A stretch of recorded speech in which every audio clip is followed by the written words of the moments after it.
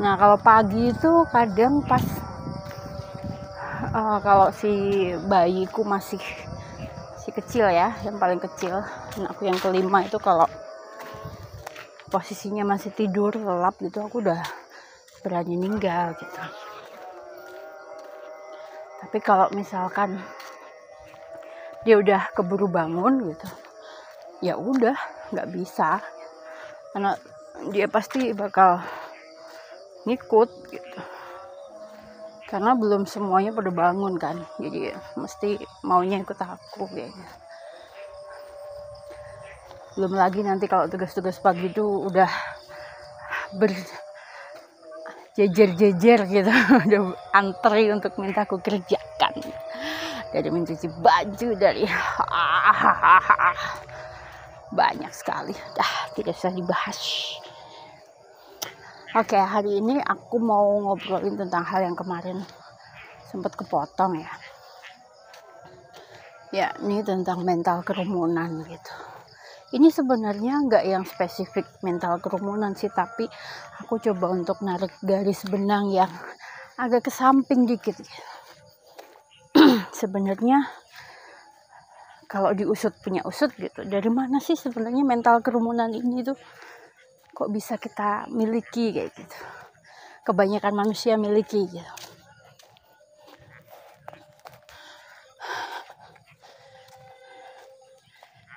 Bagus ya. Nah, sebenarnya kalau di sini tuh karena masih minim yang lewat gitu ya, jadi tuh masih udaranya masih enak gitu. Tengah kota padahal itu alun-alun tuh kan, di zoom dikit nih. Nah, itu Masjid Madaniyah tuh, alun-alun Karanganyar. Paling berapa 5 menit dari sini. Tapi di sini tuh enaknya, sekalipun di tengah kota ring 1 gitu, itu masih alamnya masih kuat banget gitu.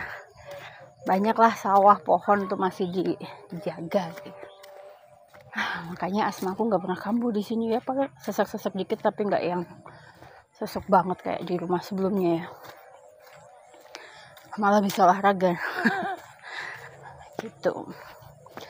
Tentang mental kerumunan ini asalnya dari mana gitu, aku sempat kemarin tuh kepantik gitu ya, waktu lihat berita tentang Menteri Pendidikan ya, Nadiem Makarim. Itu dia membuat seragam yang baru untuk anak-anak sekolah dari SD, SMP, SMA kalau nggak salah ya. Tolong dikoreksi kalau aku salah. Nah, yang bikin aku kepantik gitu, yang bikin aku resah gitu ya, muncul keresahan gitu, itu sebenarnya bukan soal kebijakan tentang seragam itu, bukan gitu, tapi tentang kata seragam. Oh, apa karena ini ya awal mula manusia itu punya kecenderungan untuk memiliki mental kerumunan kayak gitu. Muter lagi, jing gitu ya. Jadi kan kalau yang kita tahu selama ini, seragam itu sebenarnya tujuannya adalah tentang empati gitu. Supaya manusia itu ketika masuk dalam kelas itu dipandang sama dalam artian nggak peduli latar belakangnya, latar belakang sosialnya, latar belakang keluarganya dan lain sebagainya. Nggak membedakan gitu, si kaya si miskin gitu, nggak ada perbedaan. Kalau misal bajunya itu dibebaskan, pasti kan kontras sekali gitu. Si kaya akan kelihatan kaya gitu kan, si miskin akan kelihatan hidupnya kayak kekurangan gitu. Itu kan. Aduh, ini baru 1 putaran ya. 2 putaran. Ya, alibinya adalah itu. Pada awalnya seperti itu. Aku juga pada awalnya berpikir, oh iya, dulu ya, karena aku kan juga ex sekolah gitu, pernah mengenyam bangku sekolah gitu.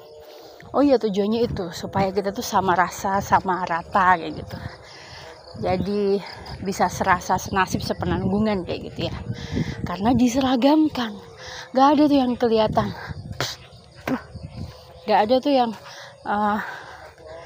apa ya? Oh ini sih lusuh, ini sih bajunya mewah, yang satu lusuh. Enggak ada kayak gitu, karena semuanya diseragamkan, semuanya sama gitu. Tujuannya kan begitu, kan tampak baik ya, tampak mulia gitu. Allahu Akbar. Gitu. Tapi baru juga kepikiran beberapa waktu terakhir ini ya, tentang awalnya membahas tentang mental kerumunan, kemudian aku ketemu dengan berita itu, di otakku langsung twing gitu. Oh iya ya, apa dari sini cikal bakal mental kerumunan itu? Manusia itu sengaja gitu, semuanya dianggap sama supaya kita ini dipandang sama. Ketika ada sesuatu yang berbeda, itu akan menjadi hal yang aneh, akan dinotis gitu sebagai sesuatu yang tidak biasa, sesuatu yang bisa dikatakan salah atau buruk gitu. Kenapa? Hanya karena dia berbeda gitu. Kenapa?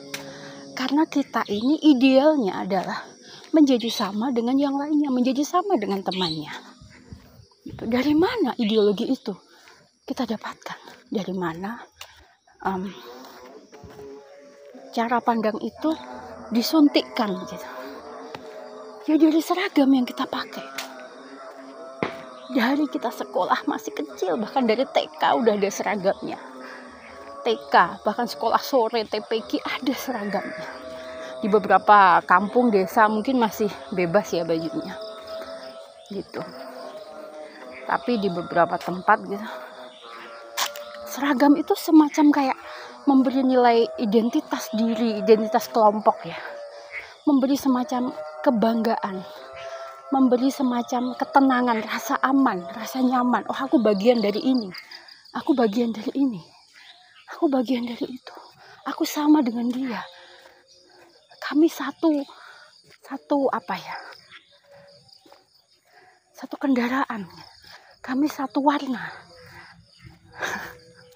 yang dimana cara berpikir itu membuat kita tanpa kita sadari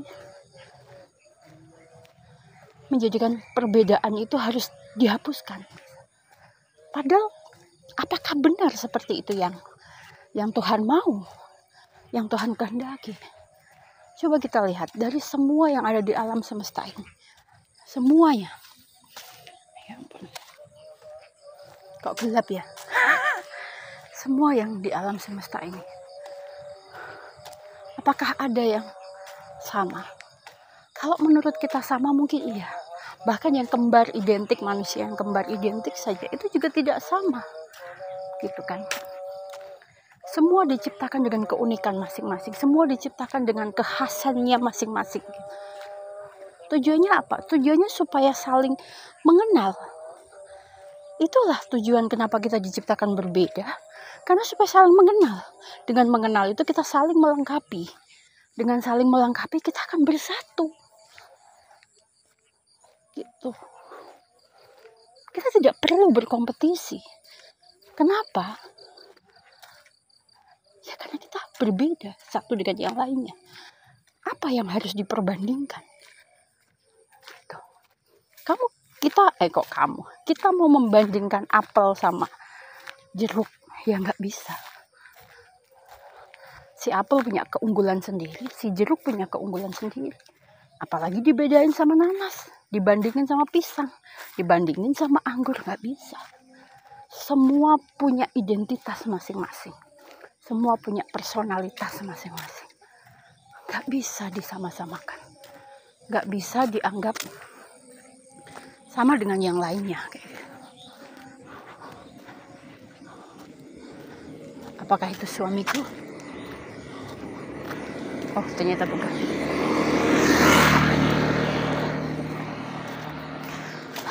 hari ini ada seharian belum pulang. Oke, kita lanjut ya. Jadi gitu. Jadi keinginan untuk berbeda itu sudah di bumi hanguskan sejak kita di sekolah.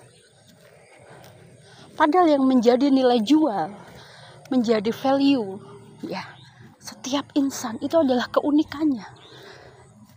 Di mana dia terlahir hanya sekali dan hanya dia. Tidak mungkin ada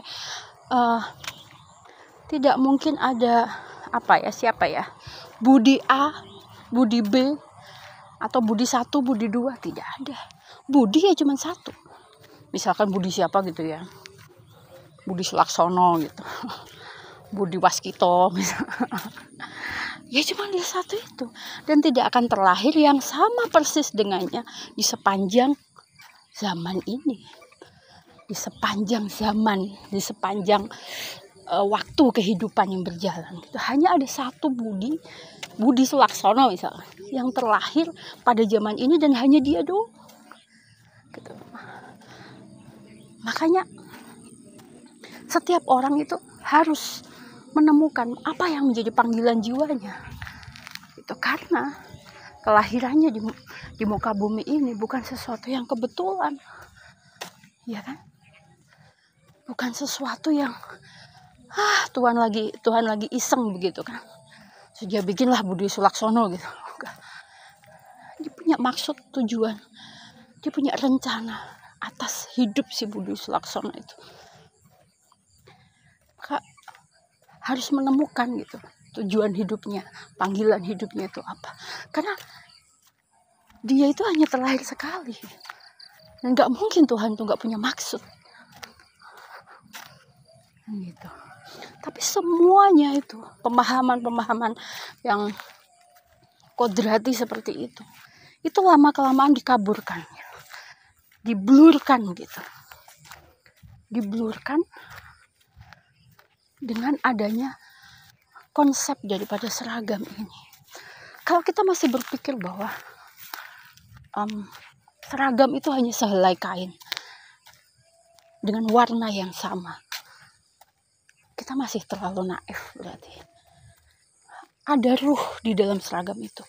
Ada nyawa, ada konsep, ada ideologi yang sedang disuntikkan ke dalam pikiran kita melalui apa yang kita pakai dari kita kecil sampai kita dewasa, bahkan sampai kita masa-masa bekerja begitu ya.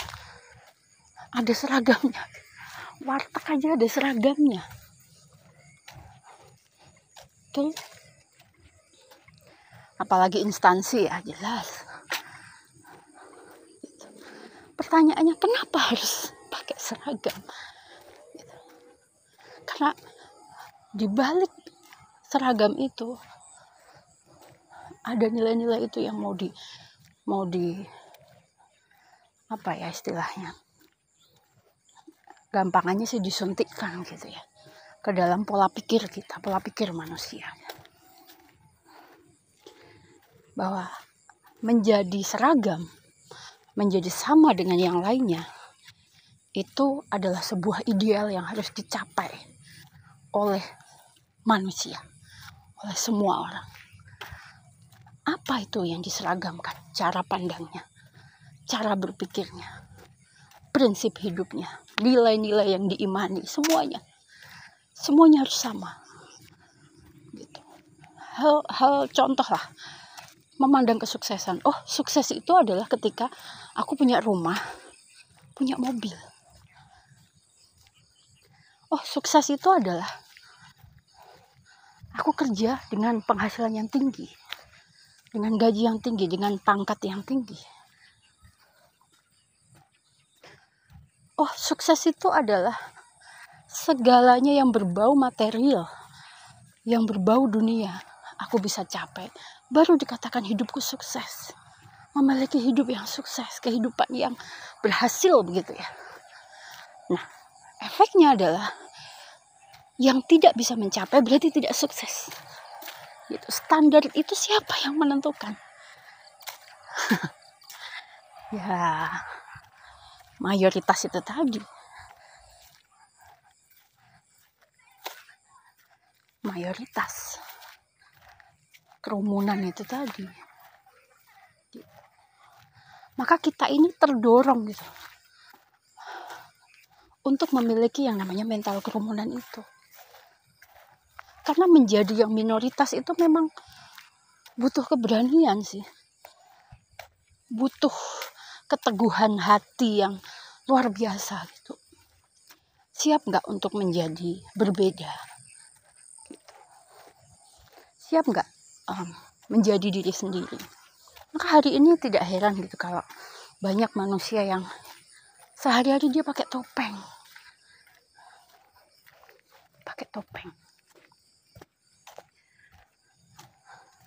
Topeng itu apa? Topeng yang bisa menjadikan dia itu tampak sama, seragam dengan yang lainnya. Gitu. Ya, poinnya di situ. Jadi semengerikan itu ya, dampak daripada seragam. Cara berpikir kita tuh dibuat satu warna gitu. Cara pandang kita dibuat satu jalur gitu. Tidak mengenal warna-warna yang lain. Itu dari kata seragam itu sampai menjalar sebegitunya. Dari kata seragam.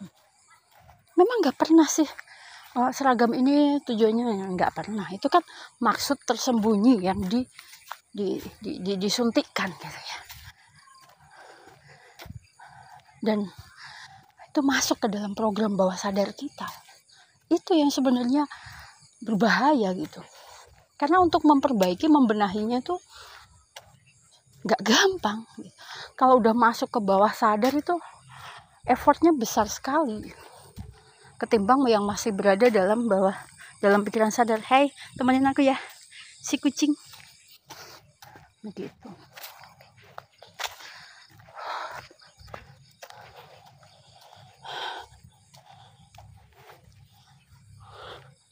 Siapa itu?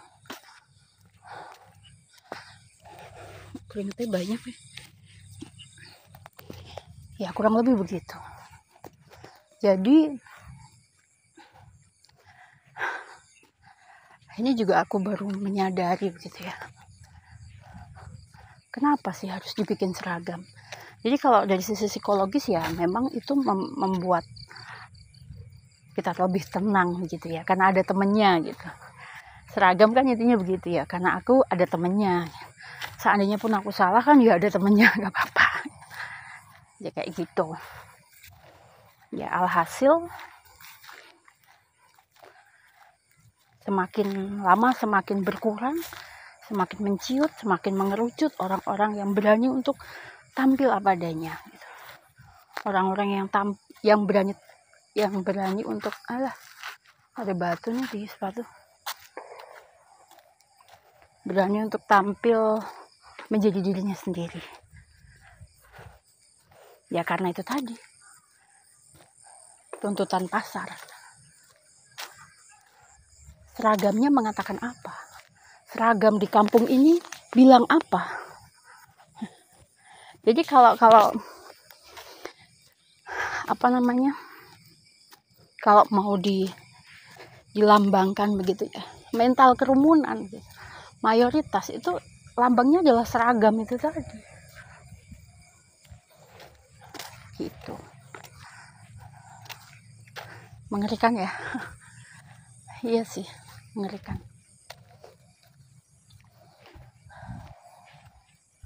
Hal ini yang bikin aku pribadi merasa sebenarnya banyak sekali ya gitu. Program-program bawah sadar yang sengaja dibikin gitu ya. Entah untuk kepentingan siapapun di balik benda-benda kasat mata itu tadi.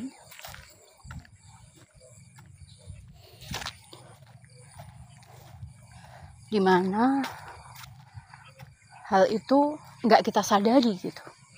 Kita udah masuk ke dalam program itu tanpa kita sadari. Semua selalu disodorkan dalam kemasan yang baik gitu ya. Kayak tadi kan kenapa harus pakai seragam? Seragam itu fungsinya adalah untuk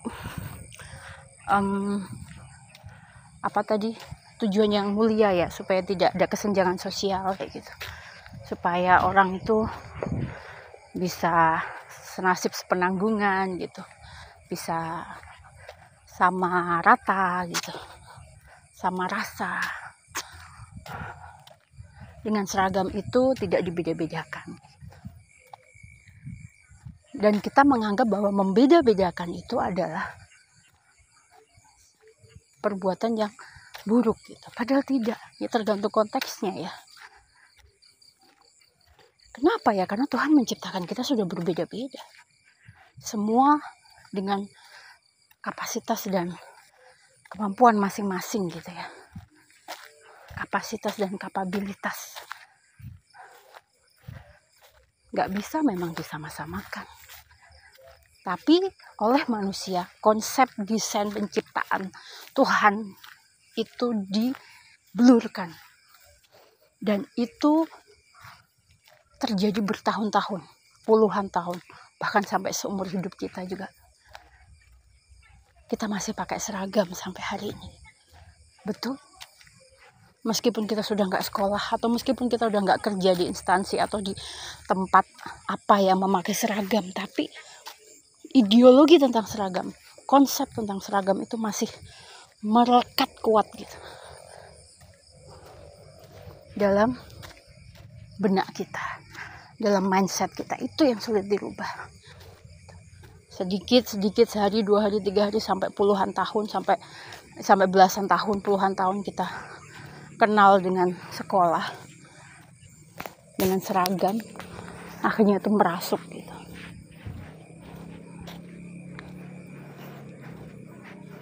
Ya, kenapa? Karena kalau yang di program pikiran sadarnya, orang akan terpantik untuk menggunakan nalar, mengevaluasi, menganalisa, menilai, membandingkan sebuah ajaran gitu ya. Tapi akan menjadi lebih mudah untuk masuk tanpa filter, tanpa saringan, ketika itu tidak melalui kata-kata gitu. Ketika sebuah konsep itu diajarkan bukan lewat kata-kata, itu malah ternyata justru berbicara lebih keras, mencengkram benak lebih kuat gitu. Itu tadi salah satunya seragam. Coba kita lihat hari ini, ketika tetanggaku habis beli ini gitu, pengen gitu. Padahal ya nggak butuh-butuh banget gitu. Kenapa? Karena keinginan untuk menyamai itu luar biasa besar gitu. Pengen kayak dia gitu.